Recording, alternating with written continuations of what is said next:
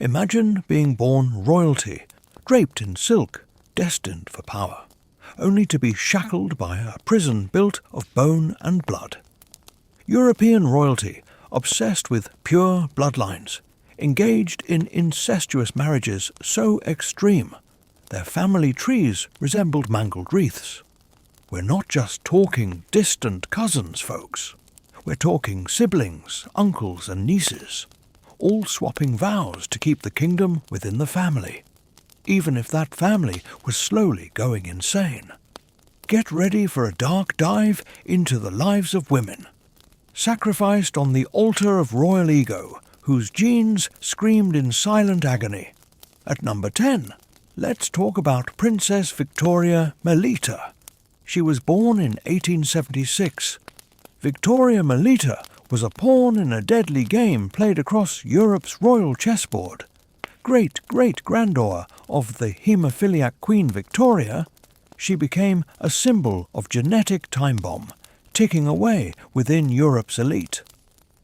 Victoria's parent, Prince Alfred, and Grand Duchess Maria Alexandrova, whose lives were also carefully planned royal unions to strengthen political alliances. The Habsburg influence ran deep within her bloodline, connecting her to the inbred dynasty in European history. Victoria Melita's first marriage was to her cousin, Grand Duke Ernst Ludwig of Hesse, resulted a tragic death of their daughter in childhood from meningitis. Their relation broke down under the weight of grief and genetic incompatibility. Later on, Victoria Melita married another Grand Duke of Russia, Kirill Vladimirovich.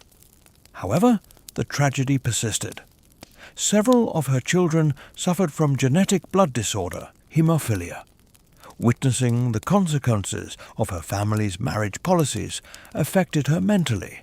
Victoria Melita succumbed to depression and grew more isolated from the royal society. Her story represents the beginning of a genetic disaster that would eventually contribute to the fall of several European monarchies. Victoria Melita died in 1936.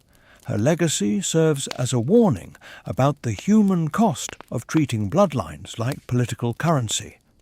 Her life was marked by tragedy and genetic burdens passed down through generations of royalty. Victoria Melita's experiences serve as a chilling reminder of the consequences of prioritizing blood purity over the well-being of individuals. Infanta Margarita Teresa stands at number 9, born in 1651, was another victim of the Spanish Habsburgs' genetic obsession.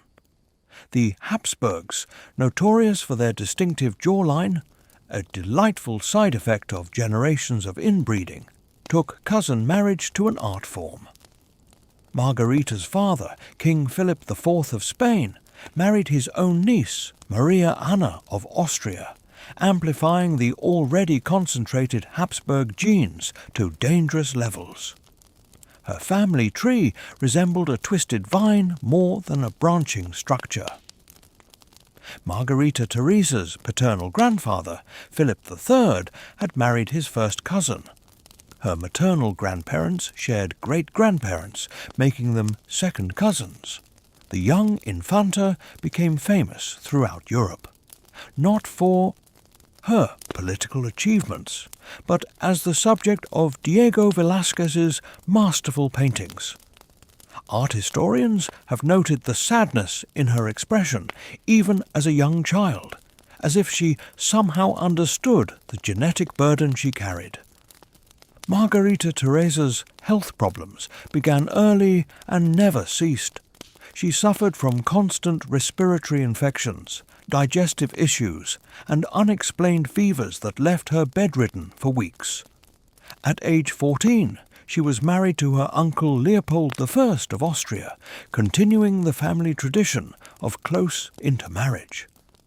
The union produced several children, but none survived to adulthood.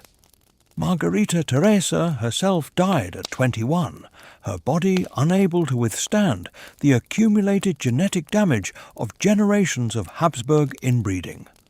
Her death marked another step in the dynasty's long genetic decline. At number 8 is Grand Duchess Anastasia Nikolaevna. The youngest daughter of Tsar Nicholas II was born in 1901.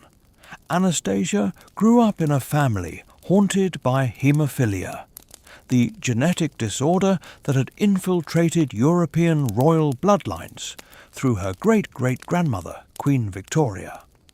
While Anastasia herself didn't suffer from the bleeding disease, she lived daily with its consequences through her brother Alexei, whose condition dominated family life and influenced major political decisions that would ultimately contribute to the Russian Revolution. The Romanov dynasty's genetic problems extended far beyond haemophilia.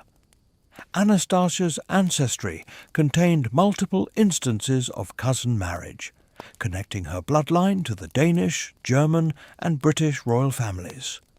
Her grandmother, Queen Alexandra, was both a haemophilia carrier and the product of close royal intermarriage. This genetic concentration meant that Anastasia, despite her outward health, carried multiple recessive genes that could have surfaced in her own children. Court records revealed that Anastasia suffered from various health issues that modern geneticists recognize as possible consequences of inbreeding. She experienced chronic digestive problems, frequent respiratory infections, and periods of unexplained fatigue that confined her to bed for days. Her tutors noted difficulties with concentration and learning that may have been early signs of cognitive effects from her compressed genetic heritage. The family's isolation at the Alexander Palace intensified during World War I, and Anastasia's health declined, along with Russia's political stability. She developed what court physicians described as nervous disorders, including anxiety attacks and episodes of depression that were unusual for a teenager. Anastasia's life ended brutally in 1918 when Bolshevik revolutionaries executed the entire royal family in a basement in Ekaterinburg. She was only 17 years old. Her story represents the final chapter of a dynasty whose genetic practices had made them vulnerable not just to inherited diseases, but to the political upheaval that their very existence had helped to create. Number 7. Queen Maria I of Portugal, also known as Maria the Mad. Born in 1734, Maria inherited the throne during a period when Portuguese royalty had been systematically marrying within their own extended family for generations. Her father, King José, had married his first cousin, while her mother descended from a line of Spanish and Portuguese nobles who had been intermarrying since the 15th century. Maria's own marriage exemplified the dynasty's dangerous genetic practices. At age 26, she wed her uncle Pedro III in a union that was considered normal by royal standards, but catastrophic from a genetic perspective. Her genetic similarity to her husband matched that of half-siblings, creating offspring with unprecedented genetic vulnerability. Of the 6 children born to Maria and Pedro, only 3 survived to adulthood, and those who lived displayed various health problems that court physicians couldn't explain. Maria's mental health began deteriorating in her 40s following a series of personal tragedies, including the deaths of her husband and eldest son.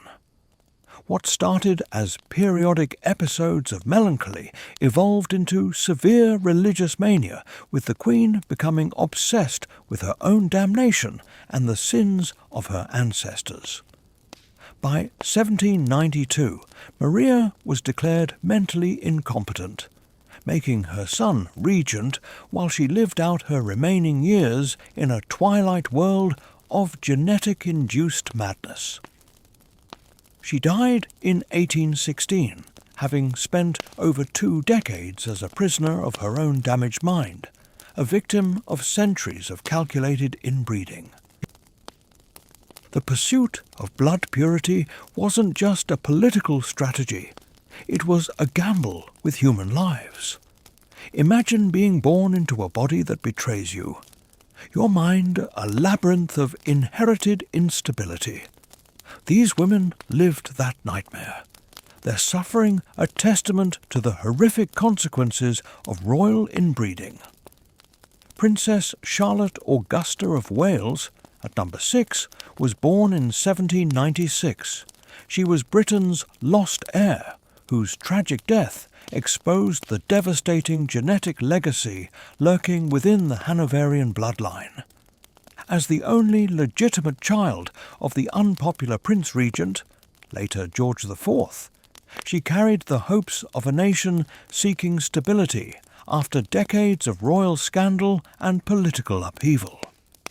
The Hanoverian genetic legacy was riddled with mental illness, physical deformities, and reproductive failures that had plagued the royal family since their arrival from Germany in 1714. The princess herself displayed several characteristics that modern geneticists recognize as potential indicators of genetic compression. She was unusually tall for women of her era, had irregular menstrual cycles that suggested hormonal imbalances, and suffered from what court physicians described as nervous conditions that included anxiety attacks and periods of deep depression. Her pregnancy in 1817 was complicated from the beginning with unusual symptoms that baffled her doctors. After 50 hours of agonizing labor, she delivered a stillborn son who showed signs of genetic abnormalities. Charlotte herself died shortly after childbirth, her body unable to recover from the ordeal. She was only 21 years old. Her death sent shockwaves through Britain and Europe, creating a succession crisis that would eventually lead to the reign of Queen Victoria. The tragedy highlighted how genetic practices had made the royal family vulnerable, not just to inherited diseases, but to the complete extinction of their bloodline. Eleanor of Aquitaine's daughters are at number 5. Eleanor of Aquitaine, one of the most powerful women of the 12th century, controlled vast territories across France and England through her marriages to Louis VII of France and Henry II of England. Her political acumen was legendary, but her reproductive choices would create genetic consequences that echoed through centuries of European royalty.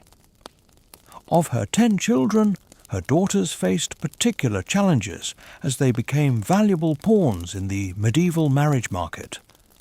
Eleanor's daughters, Marie, Alix, Eleanor, Joan, and Matilda, were systematically married into bloodlines that were already closely related to their own. Maria of Champagne, Eleanor's eldest daughter from her first marriage, was wed to Henry I of Champagne, whose family had been systematically marrying cousins for 3 generations. Court records describe Marie as suffering from what medieval physicians called melancholia, with periods of extreme depression that left her unable to fulfill her duties as countess. She experienced multiple miscarriages and gave birth to children who died in infancy at alarming rates. Eleanor of Castile, named after her mother, married Alfonso VIII of Castile in a union that concentrated Iberian royal genetics to dangerous levels. Her reproductive history was marked by tragedy, with only 3 of her 12 children surviving to adulthood. Those who lived displayed various physical abnormalities that medieval chroniclers attributed to divine punishment, but which modern geneticists recognize as signs of genetic disorders. Joan of Sicily faced perhaps the most tragic fate among Eleanor's daughters. Married first to William II of Sicily and later to Raymond VI, Count of Toulouse, she experienced constant health problems, including severe mental episodes that contemporary accounts describe as fits of madness. The daughters' collective reproductive failures and health problems created a pattern that would be repeated throughout medieval and early modern European royalty. Number 4. Infanta Maria Antonia of Austria. Born in 1669, Maria Antonia was the daughter of Leopold III, the Holy Roman Emperor, and his second wife, Margarita Teresa of Spain. This marriage alone represented a genetic catastrophe in the making. Leopold had married his own niece, creating a union between uncle and niece that concentrated Habsburg blood to levels that would make modern geneticists recoil in horror. Modern genetic analysis reveals that Maria Antonia's inbreeding coefficient exceeded even that of her infamous relative Charles II of Spain, who was typically cited as the ultimate example of Habsburg genetic damage, meaning she had less genetic diversity than most children born to full siblings. Her family tree wasn't a tree at all. It was a genetic circle that had been tightening for over 2 centuries. The physical consequences of this extreme genetic compression were devastating. Court records describe Maria Antonia as suffering from severe facial deformities that made speaking and eating difficult. She had the characteristic Habsburg jaw, but in her case, it was so pronounced that her teeth couldn't meet properly. Mental development was equally affected. Despite receiving the finest education available to Habsburg princesses, Maria Antonia struggled with basic learning tasks that came easily to her less inbred cousins. Her reproductive capacity was virtually non-existent. Despite being married at age 16 to Maximilian II, Emmanuel of Bavaria, Maria Antonia never successfully carried a pregnancy to term. Multiple miscarriages and stillbirths marked her attempts at fulfilling her dynastic duty. Maria Antonia died at age 33, her body simply unable to sustain the accumulated genetic damage of generations of calculated inbreeding. Her death was barely noted in court records, yet she represents the mathematical endpoint of Habsburg genetic manipulation. Mental instability became a chilling hallmark of these inbred bloodlines. Imagine the paranoia, the delusions, the creeping terror of a mind unraveling under the weight of genetic predisposition.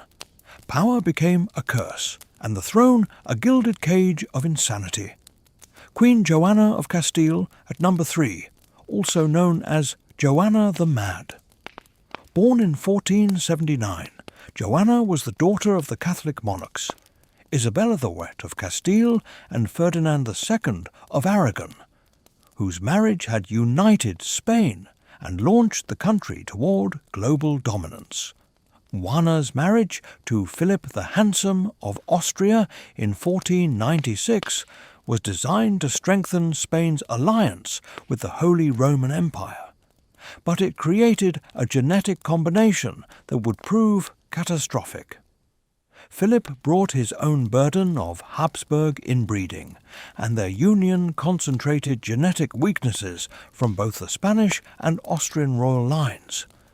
The marriage produced 6 children, but it also triggered Juana's descent into the madness that would define her legacy.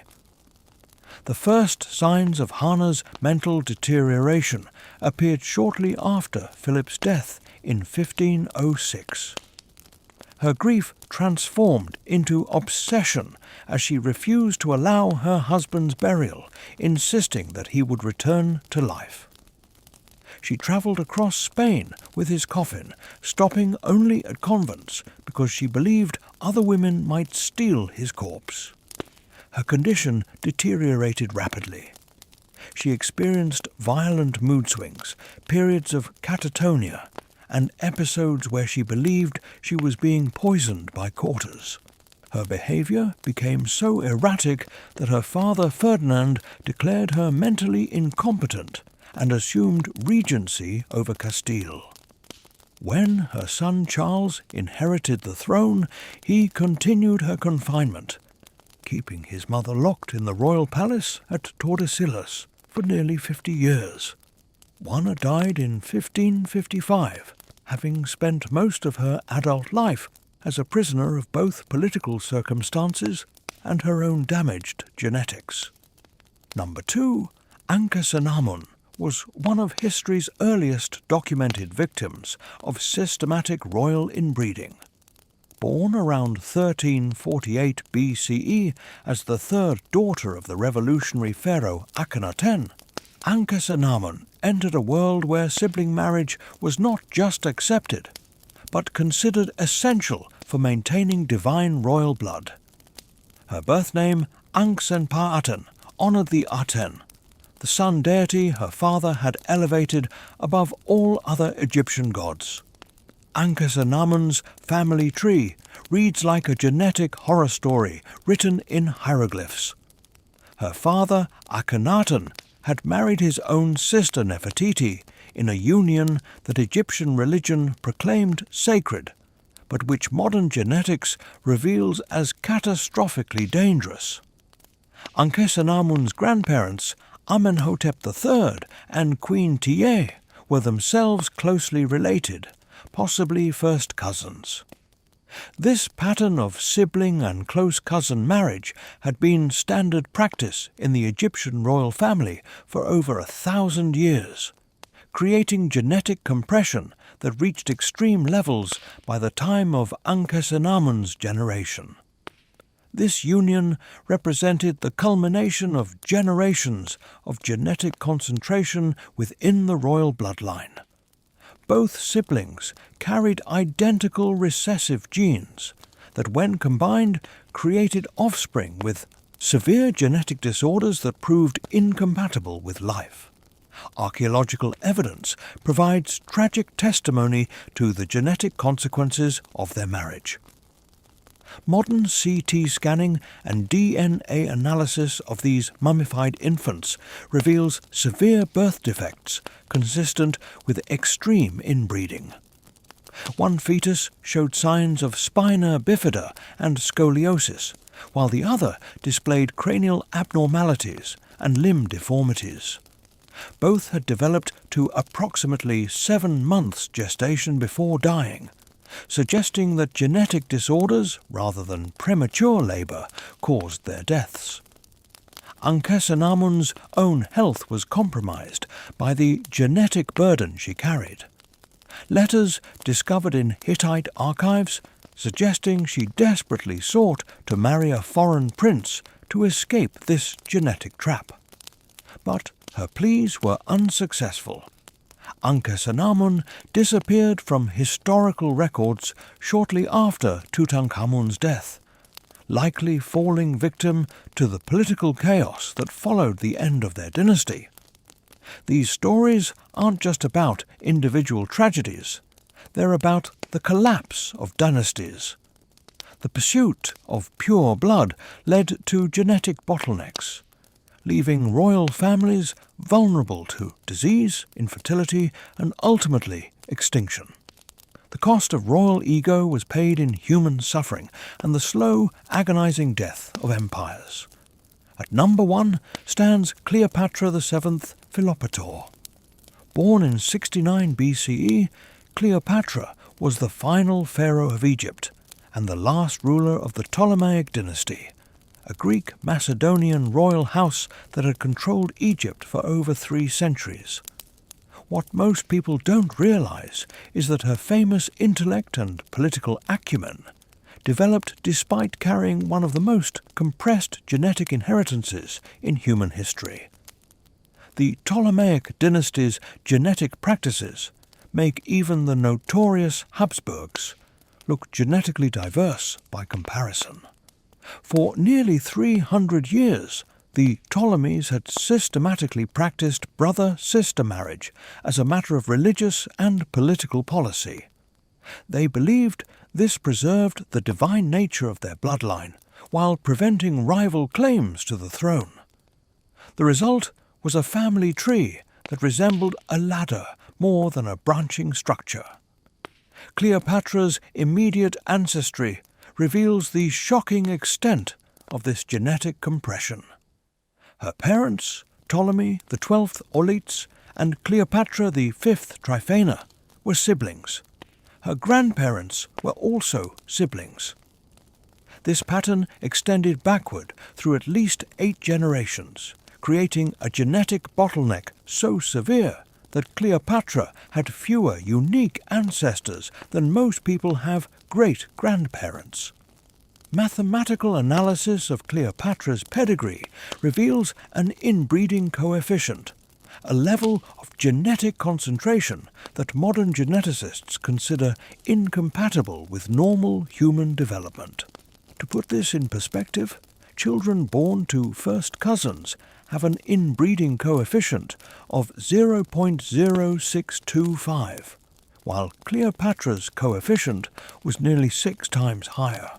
Her genetic makeup was so compressed that she had less genetic diversity than individuals from the most isolated populations on Earth. Despite this genetic burden, Cleopatra became one of history's most formidable rulers. She spoke at least 9 languages, commanded vast naval fleets, and outmaneuvered some of Rome's greatest generals. Yet, contemporary accounts hint at the physical toll her genetic inheritance extracted. She reportedly experienced chronic digestive problems, irregular menstrual cycles, and periods of severe depression that kept her secluded for weeks. Her relationships with Julius Caesar and Mark Antony produced only 4 children total, a remarkably low number for someone whose primary political strategy depended on producing heirs. The genetic consequences of Ptolemaic inbreeding became clear in Cleopatra's children. Cleopatra's death in 30 BCE marked the end of both the Ptolemaic dynasty and the ancient world's most extreme experiment in royal inbreeding. She represents the ultimate price of treating human genetics as tools for political power. A brilliant mind trapped within a body shaped by 3 centuries of calculated genetic manipulation. These women, trapped in gilded cages, serve as a stark reminder. Blood isn't always thicker than reason. The pursuit of power at the expense of human well-being leaves a legacy of suffering, madness, and ultimately the crumbling of empires. Their stories, though often hidden behind royal portraits, are a chilling testament to the destructive nature of unchecked ambition and the devastating consequences of playing God with the human genome.